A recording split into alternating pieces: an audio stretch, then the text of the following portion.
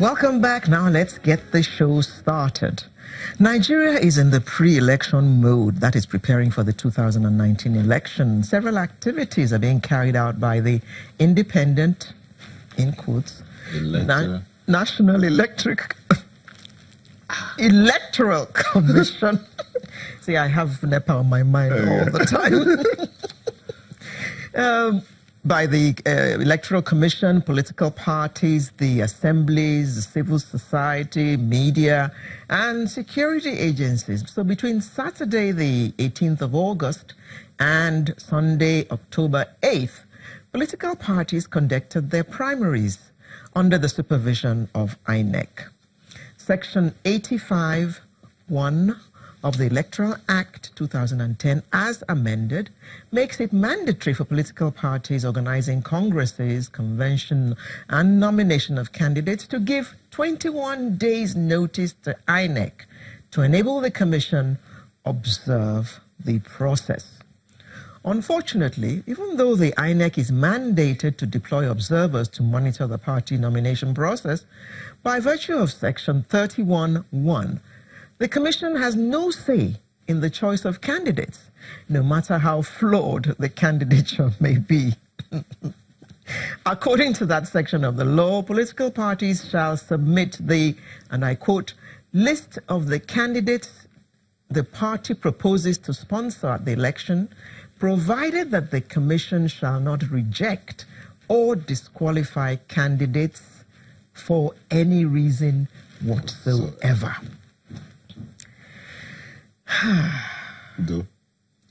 Thank you very much. Thank you very much. You are free to come and observe. That's all you are coming to do, and make sure that the process is the way it's supposed to be. If I put forward a monkey as the candidate, it's not your business. Just look after the process. That's what the law says. Okay. Now, we have in the studio to look at all this with us this morning, Mr. Ken Okolugbo, who is a PDP aspirant. Was. Okay. Was. Okay. Yes, more like it. So you're just Ken for today? Yes. Good morning. Good morning. And we have Juliet Kego, who's a social entrepreneur. Good morning. Good morning. Joining us from Abuja, we have another APC, well, I don't know if it's former, aspirant, Daniel Bwala. Good morning, Mr. Bwala. Good morning. Thank you. Morning. I'm not former, I'm current, present, and even the future. Okay. Thank you for that. Good. And we also have joining us via Skype, the Akwa Ibom rec, Mr. Mike Igini. Morning, Mike. Lara, good morning, and thank all of you for having me this morning. Thanks for joining us. Now, let me begin with the neutral person. And she happens to be a lady. Oh, I understand we need to take a quick break first. Oh, I shall go to the lady after this quick break. See you shortly.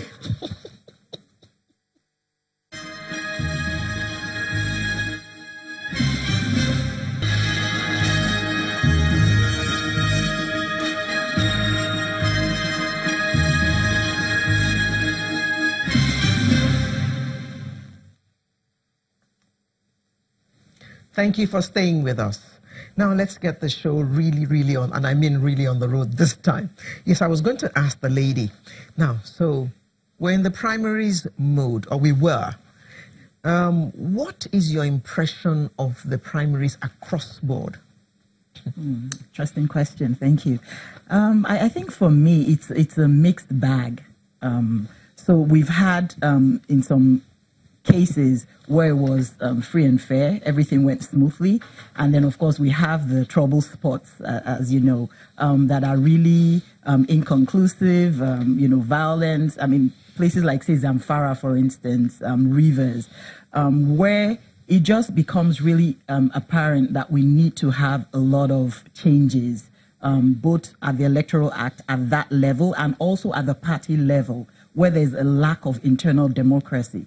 So what we're seeing manifesting is a lot of indiscipline at the party levels. And of course, I mean, I love how you read out at the beginning of the show about INEC and all those, you know, all those sections and subsections. But it shows clearly, like, I mean, INEC comes in as an observer, right? You can't really change anything. You're just like a fly on the wall, watching everything. And then so you allow parties that, for the most part, are not really as disciplined as they should be, cause chaos. And so now we're having, you know, either you have to go through litigations or you're referring back to the national, you know, working committees. There's no time to resolve a lot of issues that are coming up. So you have, like, I really want to talk about Zamfara, because a situation where a political party didn't fulfill, you know, the requirement. They don't have people on the ballot as of today, right? That means that if INEC is really going to go by the rules, you're going to have that in a lot of, in some states where there's no one that has been elected internally to represent the party, basically to represent people, because parties represent. And so what that means is that a few people, again, are going to gather in a room and anoint someone and say it's a consensus. Is that democracy? Is that really what we're going for? So for me, there's a lot of work to be done. Okay, that is a neutral view. Now let me go to those who were actually involved. Ken, you heard what she said. Yeah, I heard it very well. Yes. Look, basically, you know, the thing about it is, for me, I have been a politician for some time. The first time I came into politics, I didn't go through primaries, so to say. I was gifted with a candidacy because I ran on the Pt.1 then Alliance of Democracy. He was a governorship candidate, and you know, he said, "Look, your people have said they need someone to fill the vacuum for the House of Reps," and so I didn't know what it was like to go through primaries. But you see, basically, what we need to do at this point in time is that I'm not going to talk, you know, I'm not going to be biased because I am a member of the People's Democratic Party.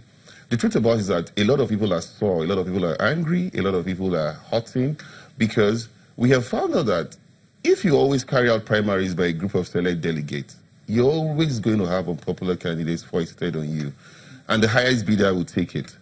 In the sense that some of these delegates are very hungry. You know, when a man hasn't seen 100,000 or 200,000 naira before, and you make him a delegate, and suddenly people start calling his phone, start visiting his houses, and he suddenly finds out that, look, this position I am in is a very important position. And he starts pandering to him and giving him, of course, funds to influence his votes, which every other politician would do, whether they like it or not, in terms of giving out logistics.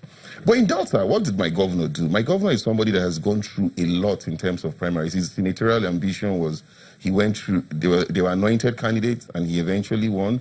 His governorship ambition, they were anointed candidates, and he eventually won. And he said, look, I don't want a situation whereby anybody will think that I am not going to be free. I'm going to pander to anybody. I'm going to be biased. I wanted free and fair. But alas, even though some of us tried to keep to a code of conduct, which he didn't bring, but we naturally adopted to say, look, we should give the logistics